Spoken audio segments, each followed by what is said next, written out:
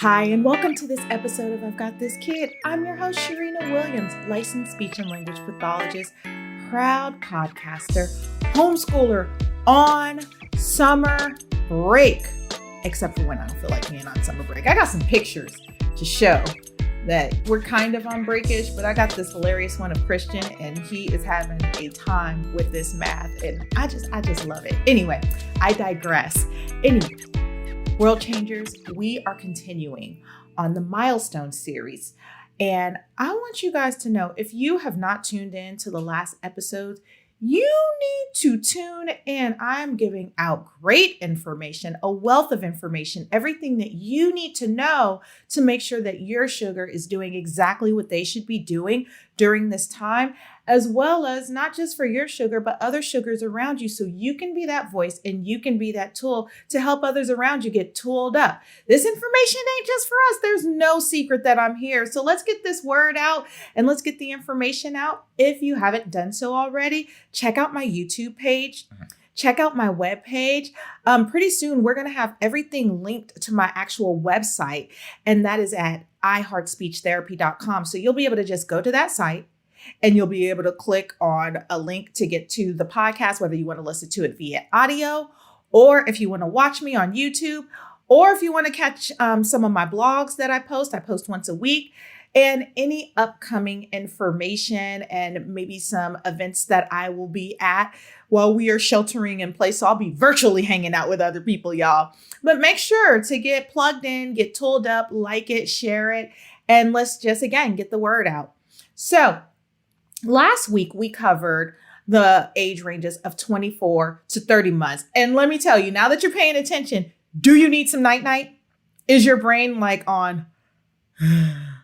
Were you thinking to yourself like, oh my gosh, I'm getting old, I'm tired because I can't keep up, only to find out that it was nothing that you did. It was literally you trying to keep up with your little sugar. And so now you're having to tune into all of these moving parts around you while your little sugar is blossoming into a person. It is the sweetest little thing to see during this time. But I'm telling you, now's the time to get like your vitamin boosters and your extra smoothie and get your extra boost in your smoothie and start building up on those omega-3s, because you're going to need all the brain power you can get during this developmental time. So key, so crucial, because our sugars are just going boom. They are blowing up. And I don't want you to miss any of that good stuff. And I don't want you to take this stuff for granted, because it only happens once and nobody wants to miss that. It's fun. So let's get right down into it, World Changers. So 3 different areas that we look at from a speech and language standpoint of development for our sugars between the ages of 30 to 36 months. We are looking at things from receptive language. What do they understand? Do they understand the words that we're telling them? Are they picking up on things that's going on in their environment, processing it, and responding to it? Expressive language. Are they able to use what they know and talk to you, their vocabulary? Now you should start seeing that turn into sentences. And then the other part that we look at is the social development, that pragmatic piece. Crucial and key, because this is what helps our sugars get along within the world around them and get through life and all of those other good things. And just like, again, the doctor's office, they have their checklist because they want to make sure that your sugar is growing and they're doing the things that they need to do physically. And on the other hand, we want to make sure that that whole person is developing so they can get through life. So we're looking at 2 very important things, but much different checklists. But now doctors are starting to get a little bit more savvy, and they're starting to ask some speech and language questions, because guess what? They want you guys to be tooled up too. But I'm here to give you that in-depth information that you might not be able to get during that 5 or 10 minute office visit with your doctor. And I'm also getting you tooled up so you'll know who to reach out to and who to get support from, and just where to go. Because you know what? I don't want you to be an island. I don't want you to feel like, what should my child be doing? And I also don't want you to feel like you have to read a 500-page book to get this information when I can give it to you in 30 or 40 minutes. On a good day, 30. But I'm feeling a little feisty today, so it might be like 40. We'll see. You can always speed me up, right? Anyway, let's get right into it, y'all. So receptively, this is what we're expecting from our sugars. Again, receptive language. Say it with me, y'all. Understanding language. What does my sugar understand? Let's say it in unison again. Understanding language. What my sugar understands. I want you to embody this and embrace this because this tells you if they're paying attention, if they're able to focus, and if they're able to learn. That receptive language piece is, oh my gosh, key. Now, is it like the biggest key? They're all the biggest keys, but this one is really important because this sets our foundation for everything that's to come. Because again, remember, you have to understand language before you're able to use language, which means you have to be paying attention to what's going on around you. And right now, oh my gosh, right now, because so many things are happening, we want to make sure that our sugars are attending, they're focusing, they're watching out for the world around them. Do you know that during this time in your sugar's life, there will be no other time that they learn as much information as they are learning right now during this age and stage. And so that's why I want you to be tooled up, world changer, and have that foundation and know what to look for and know how to kind of tweak things as needed. So we expect our sugars to follow 2-step and 3-step unrelated commands. Totally different. Now, I know you've heard me saying, if you've listened to the last episodes, 1 step, and then we went to 2 steps. And at first they were familiar things that were going on in their environment. And then it got a little bit more complex because you started adding, an extra step to it. Now we're looking at 2 to 3 things that may not be related. Go get your shoes, go to the car, sit down in your seat. You might even say buckle up. You might add a fourth command in there, depending on how much your sugar understands. And how do you know if they're understanding what you're asking them to do? Because they do it, because they're able to follow through. Even if you have to say it to them a second time, or even if they give like some kind of verbal confirmation of what you're asking of them, you will know if they're able to follow through with these things, if they're able to carry out what you said to do without missing any steps. Will you have to give them some reinforcements along the way? Sometimes, especially when it's new. But don't fret. If you feel like, hey, my sugar is not necessarily following through, help them. Help them follow through. Or if you feel like they understand me, but they're not doing it, still help them. Help them follow through. How do we do that? We grab their hand, we do hand over hand, and we get them to follow through with what we ask them to do. Even if we're busy, we can never be too busy for this because again, this following direction and following commands builds up those pre-academic skills, builds up those pre-work skills when they go off and become adults and have to follow directions at work, when they're in class and their teacher asks them to do things. And so we want to make sure that they are able to follow what it is that we're saying in the order that we're saying it when we say it, not 50 times.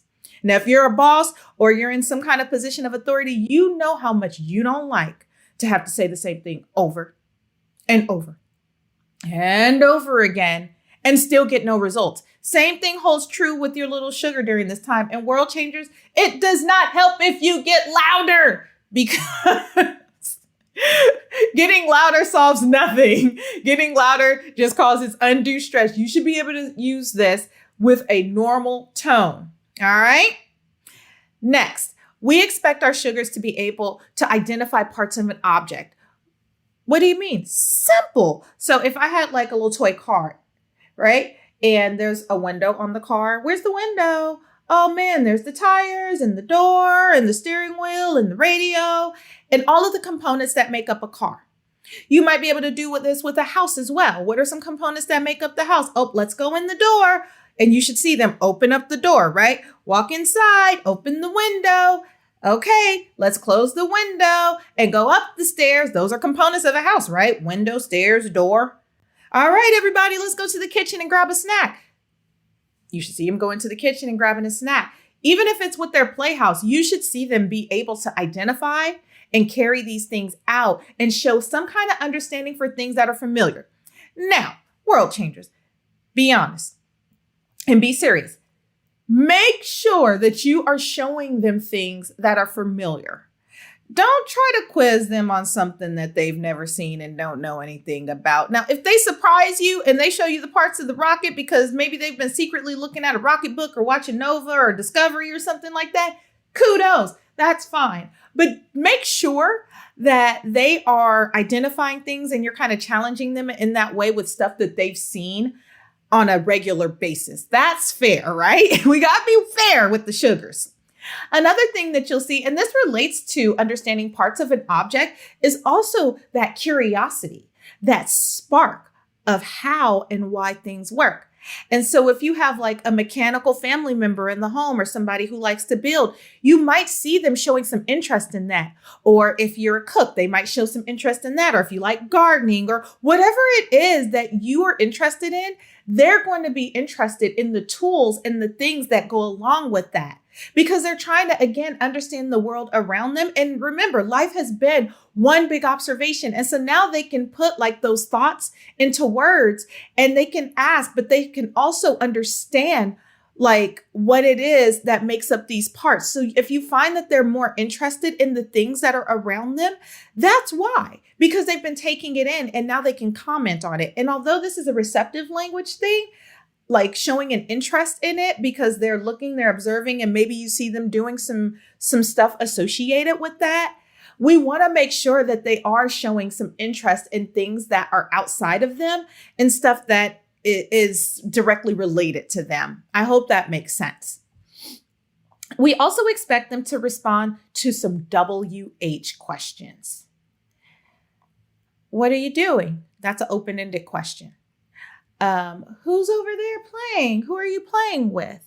And so we'll see and hear them taking in that information because they understand you. Again, this is the understanding piece, right? They understand you and they provide you a response. So it's not only just what they understand, it's also how they react to you and the response that they give to you. Are they responding on topic? Are they responding about something that's completely unrelated? We want to make sure that they're able to take in that information and respond directly to you. Now, there are times that our sugars are being extremely funny and maybe they don't want to talk about what you're talking about and they'll deflect to something else that's totally different. But we want to see them responding appropriately more often than not and not answering something completely unrelated and off topic. And if you notice that your sugar is doing that when you're asking them a question, then just make sure to reinforce. Ask the same question again. Sugar, I know you heard me. What are you doing? Show me, tell me. And they'll do it eventually, especially if they know that you're not going to let up. My son is good for that. He will pretend like he doesn't hear us if he doesn't feel like talking about what we're talking about. And he'll talk about something else. He understands everything. And he just feels like sometimes he doesn't want to be part of that conversation. But I'm from the school of you live in a place where the parents are the dictators, and it's not necessarily always a democracy, especially if I'm asking you a question I want to answer. So, I'm just saying. Another thing that we expect them to do is answer yes and no questions correctly. Now, remember, if you listen to 24 to 30 months, you know I was telling you that most of those responses were going to be nope, nada, no. But now they've got that stuff organized and they know how to answer you with a no or with a yes. And the no is still usually pretty like obnoxious and the yes is usually pretty kind unless they're feeling like they're a little bit feisty too. And they might give you a feisty little yes or a real feisty no. But we expect them between 30 and 36 months to now have that all sorted out and answering that the right way. If you notice that they're not and you see them doing this, but it really is a this, then you can tell them, did you really mean yes, sweetheart?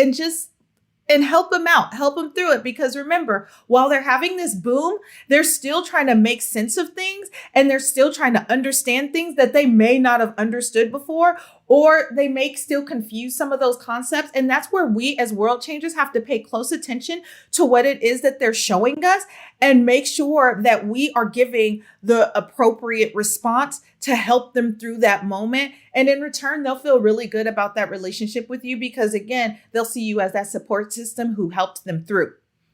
We'll also expect them to know at least 5 action words. Now, 24 to 30 months, they were starting to kind of show some understanding. And remember, at least 5 action words. So they may have way more than that. 5 is just baseline. That's basic. 5 action words. Think about it. You know, we're eating, we're drinking, we're playing, we're going, we're sleeping. Those are all actions. And these are things that are extremely familiar to their environment. You might even hear them say something about we're running, we're going, we're jumping, we're doing. It's an action. It's something that's taking place. And because we're always talking about the things that we're doing in our environment, they should be able to now understand that, okay, we're going to the store. You should start seeing them get a coat and get ready to go unless it's hot outside, or some shoes or something associated with that. Okay, we're playing with the dolls. We should see them then going towards the dolls or going towards the toys in that vicinity and grabbing the things that matter. Okay, we're hop, hop, hop, hop, hop, hop, hoppy. And you'll see their little bodies jump up and down and they're all excited and emphatic. And it's a wonderful thing. But this is what we expect them to do. Again, at minimum, at least 5 action words. It's perfectly okay if they know more. If they know a little bit less, start talking to them more, and not just talking to them, but modeling for them. Because at this age too, their words are just as important as your words. And so if we over talk, and if we're always leading the conversation, then it takes out the opportunity for our sugars to be able to communicate and organize their thoughts and ideas as well. And the same holds true for older siblings, making sure that they're not talking for them, and that your sugar is answering for him or herself and able to advocate for him or herself or describe for him or herself. And so if they're not showing a whole lot of understanding around actions, there's no better teacher than doing it. We're rolling the ball. And we can say that as we roll the ball back and forth. We're bouncing the ball. We're eating. We're doing. We can model those things and talk about those things without making it like a quiz or making it feel like the pressure's always on for them to perform in the moment when you ask them for this information. The best indicator that they know something is when you say it, they do it. And not just like you're giving them that direct question, but again, it's conversational. Okay, we're going to go do some eating. Are they going to the kitchen? Do you kind of see them doing like the happy food dance? What do you observe? What do you see them doing during this time? Because they're willing to show you if you pay attention. The last thing that we expect our sugars to do during this time is understand at least 900 words. And again, we talked about this, and we've been talking about this progression. And do not look at me crazy when I say they should understand 900 words, because yes, I know no one takes a language sample and decides how many words our sugar understands. But you will know if you're able to give your sugar more complex things. If you're talking to them in more sentences. If you feel like you're still only kind of using like motherese or babyese, or you're only using 1 to 2 words with them, then chances are we're either A, not necessarily growing the way that we want to grow, or B, it's time for you as the parent to kind of make that shift in how you're communicating with our sugars. And we're all guilty of it. Like, I have to catch myself now with Christian because he's 7.5. And he's my baby, but he's not the baby anymore. And so I even have to watch myself how I talk to him, because I want him to be a little baby, but he's done with that. He don't want nothing to do with that anymore. He's over me. And so there's a certain way I have to talk to him. Now I got to talk to him like he's a big boy now.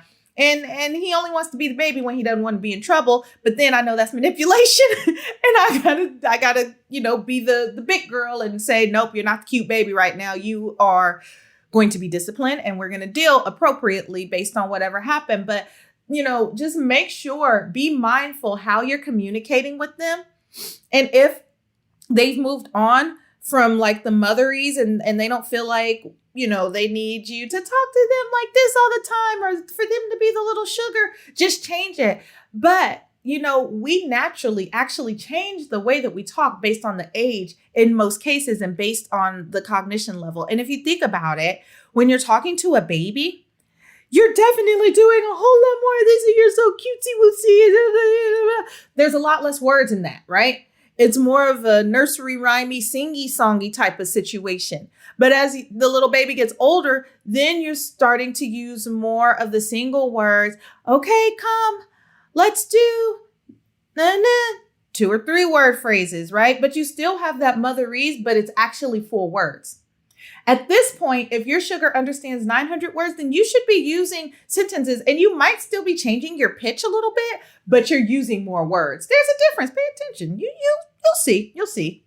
So let's move into expressive language. Again, that's our vocabulary, the words that come out of our mouth. Again, there's no other time where your sugar is going to do as much as they're doing during this time. So guess what?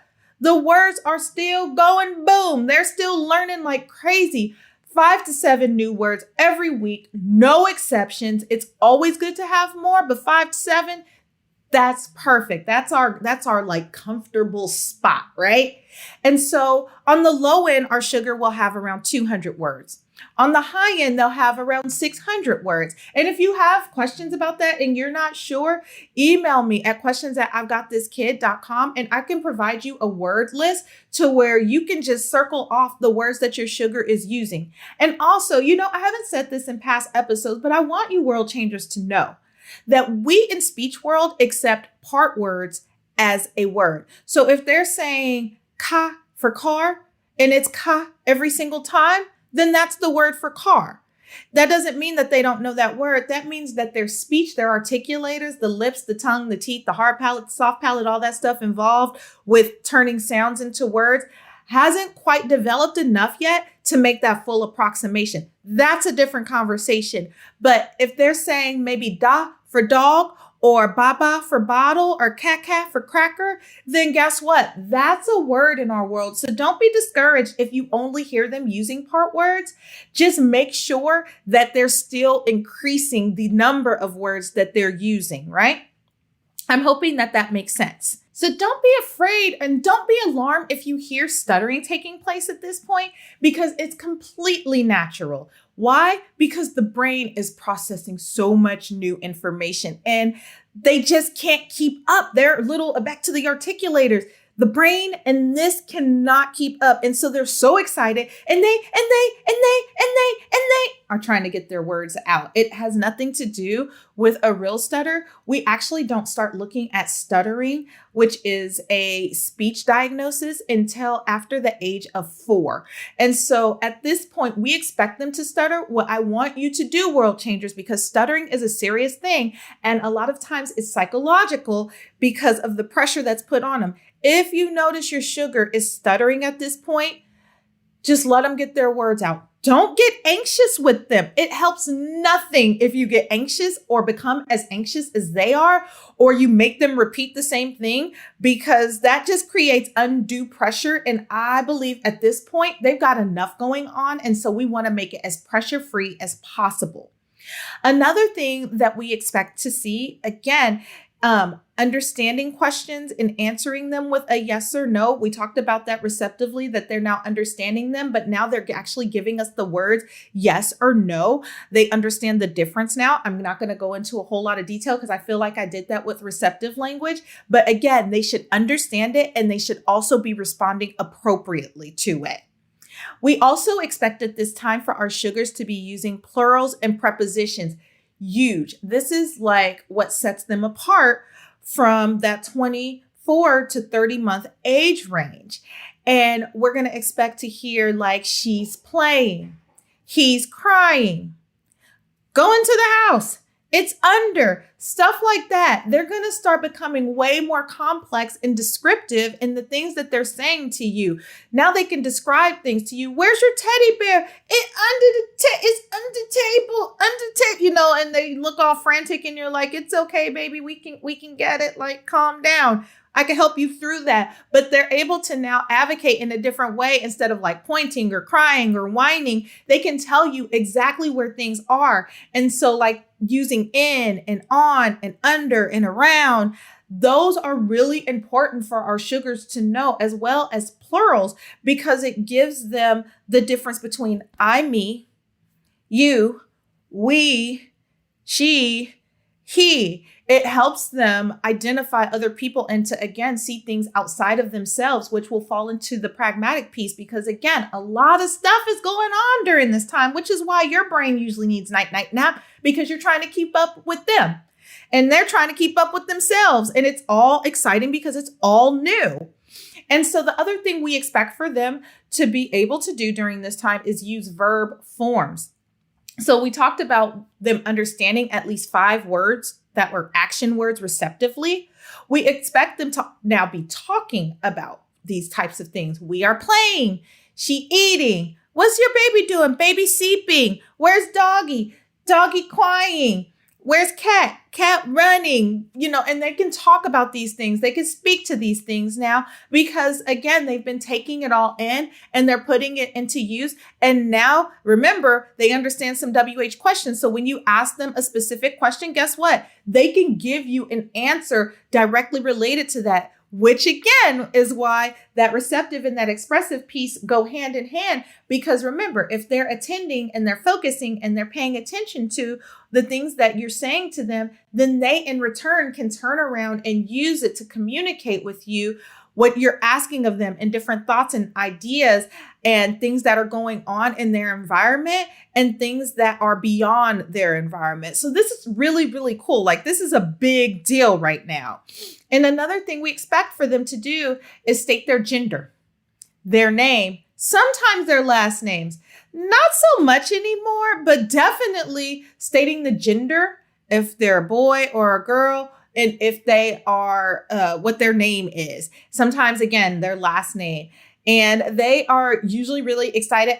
Boy, I'm not girl. And you see like little boys getting mad and little girl, girl, I'm not a boy. Like they understand like their gender identity at this point. They understand the differences between mommy as a girl and daddy as a boy. Like, it makes sense to them in their environment. Like, they can now discern the differences between the two and they can tell you who they are. What's your name? My name is, and it's like that little, that like firm, assertive, like I am, because it's that I statement. It's their identity and it matters to them. And we also expect for them to express their physical state. Very rarely is it going to be, I'm sleepy. Again, the world around them is it's so cool and it's so new and there's so much to learn and there's so much to take in and there's so much to comment on. So they're not really going to want to tell you about night, but they are going to tell you if they're hungry. They're going to tell you if they don't like something. I'm hungry. I'm tired of this activity. I'm mad. I'm this, I'm that. Like, they're going to start expressing their physical states. You might even also start hearing, I gotta pee. I gotta do something. Like, they're having that awareness of their person, not only as far as who they are, but biologically what's going on with their body. My belly hurts. I got an owie hurts. Something along those lines. They can communicate that stuff to you now as best as they can to let you know how it is that they're feeling, because they expect you to fix it. Because guess what? You're amazing. You've been the fixer all along, right? And the last thing that we expect these sugars to do is to now count to 3. And you might even see them doing like 1, 2, 3. They might start even counting like actual objects, much different than when they're, maybe between 18 and 24 months and just saying 1, 2, 3, but it doesn't really mean anything. Like, they actually might be touching the item and saying like, this is 1. 1 represents 1 unit. 2 represents 2 units. 3 represents 3 units. Again, that's a big concept for them to wrap their mind around. And they're able now to communicate to you that they understand the difference between 1, 2, 3, and something happens versus like 1 represents 1 thing, 2 represents 2 things, and 3 again represents 3 things together. So it's really cool to watch that take place, because it's not the same as them just kind of spitting out rote information that they overhear from you, which is good during the time that they're supposed to be mastering it. But now we want them again to take that extra step and start identifying numbers in a different way. Finally, in the past, I said that, how much we understand, it doesn't necessarily matter. Not for 24 months or younger, but now guess what? It matters. Why does it matter? Oof. If I have one word and I'm using that one word, let's say it's, I love this example, geflurgen. I'm using geflurgen, but maybe it doesn't come out as geflurgen. And you know what geflurgen is, and I know what geflurgen is. But maybe it's coming out fleur. Then the next word is maybe cat. But instead of saying cat, I'm saying cat. Fleur cat. Fleur cat. You see where I'm going with this? Fleur cat. And then if we add another word, instead of saying in, I'm saying eh. Eh. Flirkay. Flirkay. Will you understand what I'm saying? Instead of me saying geflurgen cat in, flirkay. Flirkay. And then you had that pitch to it. Flirkay. Flirkay. Oh, I can't understand you. I have no clue what you're talking about. And guess what you're going to be? Mad. Your sugar's going to be mad. Everybody's going to be mad because we want to understand 75 to 90% of what they're saying. But if we don't understand one word, then it's going to be really hard to understand two words. And it's going to be even worse when it's time to understand multiple words. Because if we're only getting part words or something that's completely unrelated, then a few things will happen. The frustration level will go up in the house. Or I'll get the phone call that my baby's not talking. They are talking. It's just you're not understanding what they're saying because there's something going on with the speech intelligibility different than language. Speech is let's see if you've been listening. Remember the sounds that come out of your mouth because of your articulators, your lips, your tongue, your teeth, your hard palate, your soft palate. The things that we put together to produce sounds, the sounds make words, words make language. But if you cannot understand that stuff, oof, smoke in the city, y'all. It's smoke in the city. And so we do expect our sugars at this point to be 75 to 90% intelligible so you can understand what they're saying. Because every time you understand what they're saying, it gives them that affirmation that they can try again and try again and try again. And what happens sometimes, and it makes me sad, but it's fixable, is that at some point, if the sugar is not understood, then they stop trying. So many times of them trying and they keep trying to use this word and we're looking for the word to be a full whole word. As the adult, we're looking for cat to be cat every time, but sometimes it doesn't come out like that.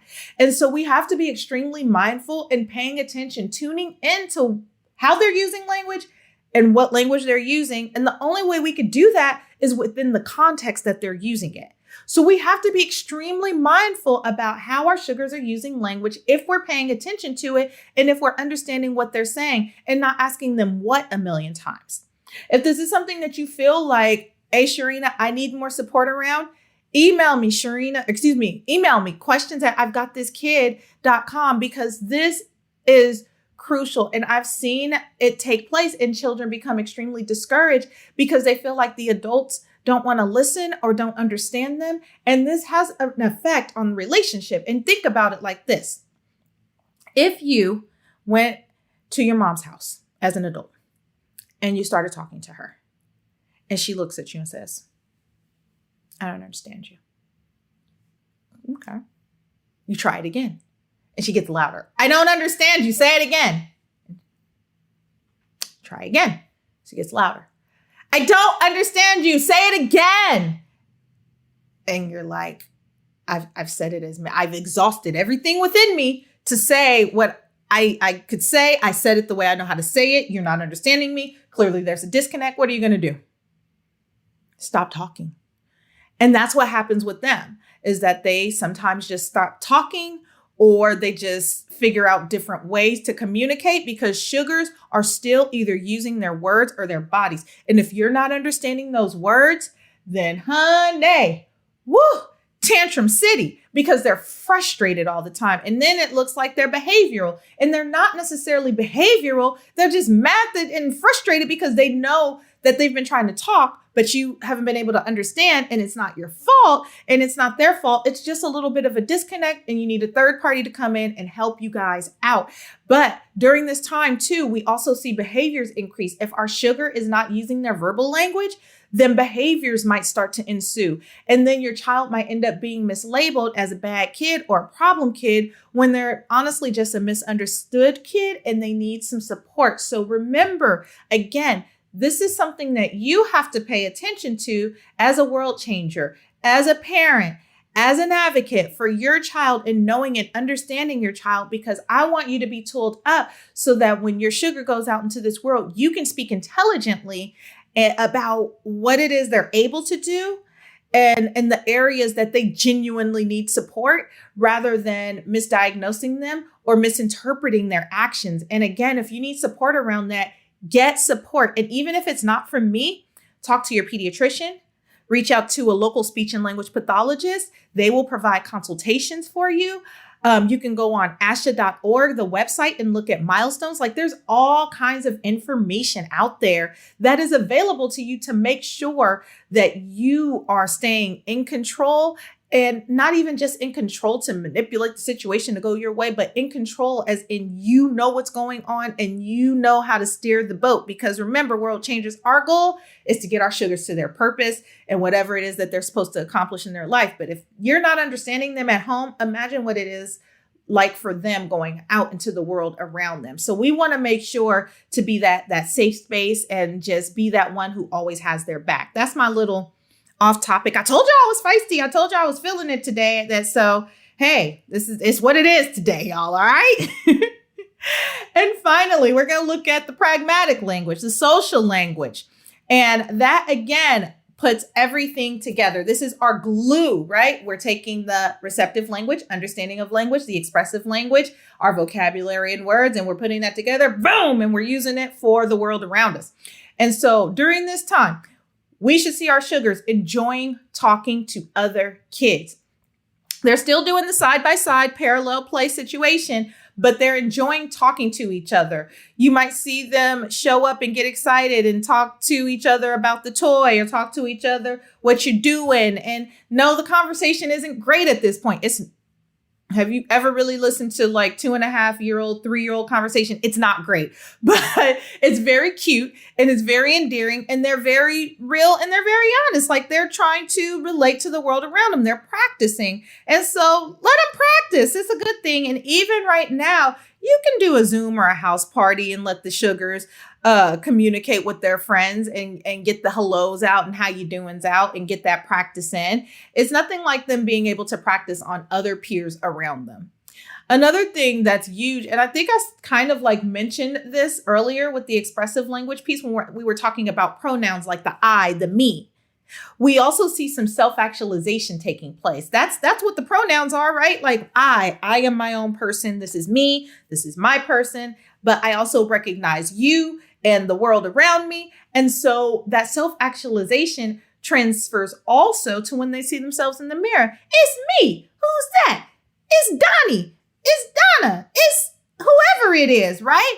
And so we expect our sugars to have like that identity to where they can like see themselves, identify themselves, that I am separate from you. You are your own person. I am my own person. I am excited for who you are, but I am more excited about who I am because I am learning all kinds of cool stuff about the world around me.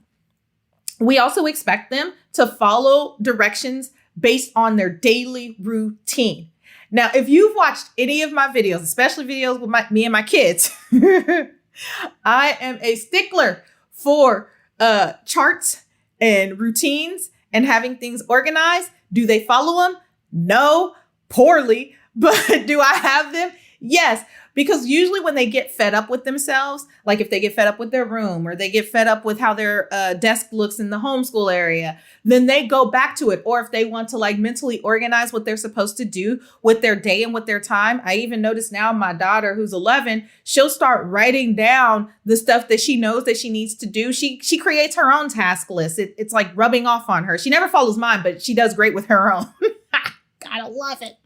But we'll see our sugars during this time follow some kind of routine. Now, at 3, did she follow routine? She did. She was a rock star with that too, especially because she was really motivated to follow like the routine. Okay, we get up. Let's get our clothes off. Let's get our clothes on.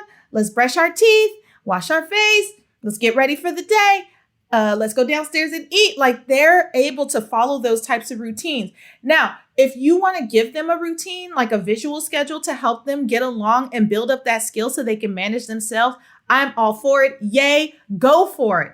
And you could be extremely mindful about how you do this. You don't have to always write words down, because we know at this age, it's very rare. I only know a few kiddos who were able to read at this age and like actually really like legit read. But you can use pictures, and you can use pictures of their everyday routine. So if it is brush your teeth, then you can take a picture of them on your smartphone or whatever you have around of them brushing their teeth. And you could take a picture of them taking off their pajamas and putting on clothes, and make sure, nowadays, make sure it's appropriate. Like, maybe you have a picture of their pajamas, and maybe you have a picture of their clothes, something that makes sense to their environment, that's easy for them to follow. For breakfast time, you could have a picture of their favorite cereal or their favorite fruit or their favorite whatever it is that you make in the morning to help them get along during the day. Because guess what? They can follow this stuff now. Remember, they can follow directions now, and they can follow some pretty complex directions. And guess what? Routines are unrelated directives. Unrelated commands. It translates over into every area of their lives.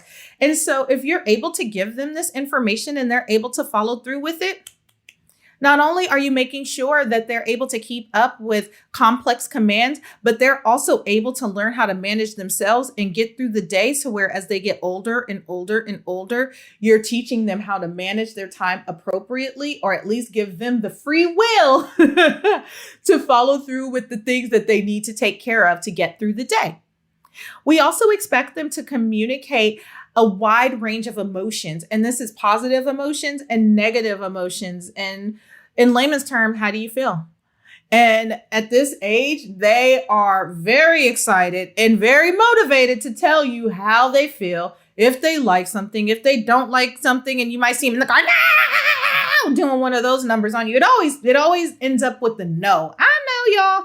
That's why you're tired right now. And you're like, this baby. But it's what they're supposed to be doing, because they, again, need to learn how to advocate for themselves, because pretty soon they go off to school, or they go off to Zoom school, or wherever we're going in the next few years.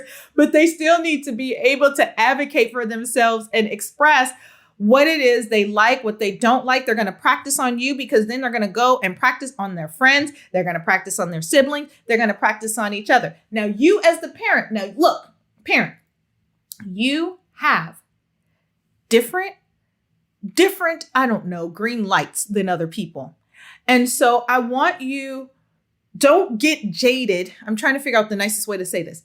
Don't get jaded in their emotions of, especially if they're giving you like that crazy, like frantic body no, because I also need from you during this time to make sure that your yeses are yeses and your no's are no's, and that they're respecting you as the authority to make that decision for them, and have your limits and your boundaries on what is acceptable and what is not acceptable. My children tell me how they feel all the time, and they have a right to have those feelings, but they also don't have a right to act on those feelings. And I don't always have to give them the green light to do whatever it is they want because they feel some type of way, or else we won't be able to get through anything, especially because I homeschool. Like, if they don't feel like doing English and I'm like, well, okay, no, you don't have to do English. Well, okay, like maybe you can do your independent English later. But as far as my time is concerned, like, we're going to have to do it when I say we're going to do it. And so I'm saying all that to say, in a nice way, allow them to express themselves,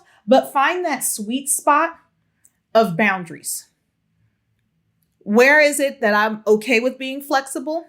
Where is it where I'm not okay being flexible? And make sure that that applies to the parents in the house.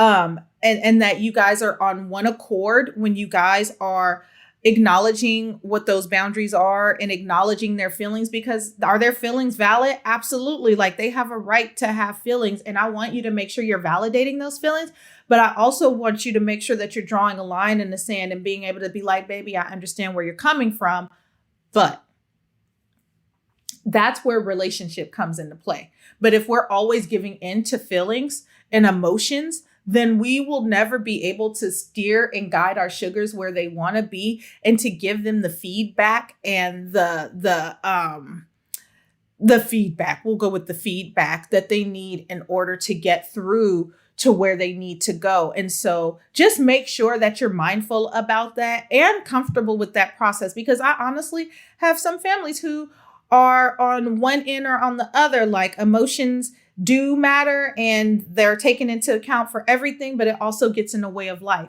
And then I have some on the other hand who could care less about the emotions and acknowledge nothing, but it leaves the sugar feeling invalidated. And so we don't want to do that. Like, we don't want to invalidate our child, but at the same time, we don't want to give them too much responsibility to navigate for themselves when we need to still be steering that ship. I'm going to get off of that tangent. We expect our sugars during this time to imitate others and change their behaviors based on others. This is where we see the flexibility. Now, the last stages, pragmatically, we didn't see a lot of flexibility because remember, it's the I and me. But at this point, they're going to start being flexible, especially if it's motivating enough and they want to be a part of your world. And that's what really sets them apart from the other ages, because now that flexibility, it's balance between relationship, right? I want to spend this time with you. And so I'm going to be willing to be flexible with the things that I love or the things that I like in order to have that time and that space with you. If you notice your sugar is not being super flexible about anything and it's either always their way or the highway, let's try a few little tweaks around that. Ask yourself, are you always controlling the play, the interaction? This will definitely be a reason that our sugars decide not to be flexible if they feel like they're always being controlled. Do you feel like you're not controlling the play or the situation, but your sugar is what I like to hear? I like to hear parents say, my baby is stubborn. I hear a lot of my baby's stubborn. They're not flexible. They won't do the things that I want them to do. It seems like everything's a fight, like the things that shouldn't even be a fight, they're a fight. And I'm tired of fighting from the time this baby wakes up to the time they go to bed. I'm fighting to get their clothes off. I'm fighting to brush their teeth. I'm fighting to feed them. They like this food one day. They don't like it the next day. I'm fighting to get them to play with me. I'm fighting to get them to share with friends. I'm fighting with, oh my gosh, they're not flexible. They only want to do what they want to do when they want to do it. They're not really seeking me out. They're not really seeking other people out. They're just kind of in their own world doing their own thing. Reach out to your doctor immediately and let them know what's going on.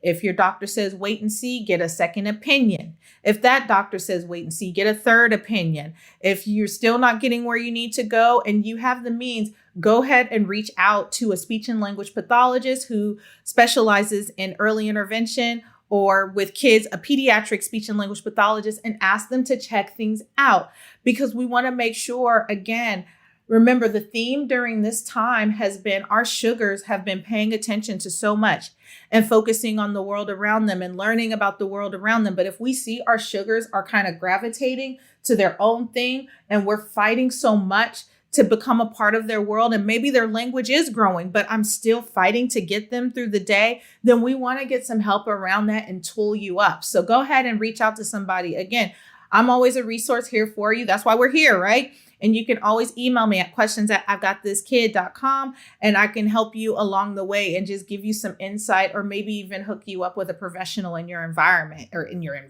Lord, in your area. And finally, we expect our sugars to express enthusiasm for work or for play. You're going to love me for this. You're going to love me for this. Why? They're enthusiastic about work. Work? Yeah. Which means, guess what? They can do some work around the house. And they're taking pride in it. That's why you love me for this. So, is it appropriate to start giving them some things to do? I would. I sure would. Stuff that they understand that's within their wheelhouse. If you're excited about work, then you're probably excited about cleaning up. Let's clean up our toys together. If you're excited about that, let's get excited about playing together. Let's be excited about these things. So now you can start like sneaking in a little bit of responsibility. Next week's episode, I'm going to go into detail for the 36 to 42 month age range for that. But you can start right now, just, sneaking in a few things, have little sugar put the fruit away, or have little sugar do a few things that's within their wheelhouse. You guys, that wraps it up for me today. I had a blast talking with you guys, sharing this information. Remember, the biggest thing about this age range, this 30 to 36 month age range, is that our sugars have now taken all this new information in and they're applying it. And not only are they applying it, but these concepts and these ideas and these verbs and these things that they've been taking in and learning, they're using it with you. It's all coming together now and they're showing you now. They should be showing you some pretty good stuff. You should see consistent progress going on. And if you're not, and you have any questions, and you know how I feel, if it doesn't look right, feel right, smell right, act right, think right, something's not right, don't sit on it. Just reach out to somebody, find out, ask questions. Don't ever feel afraid to ask a question. There's no such thing as a silly question, only an unanswered question. And that's no good. That's not helping anybody. It might not even just be for you. It might be for other people around you. You do not know who you are impacting, who you are helping by asking questions. We are better together, you guys. So until next week, you guys, take care.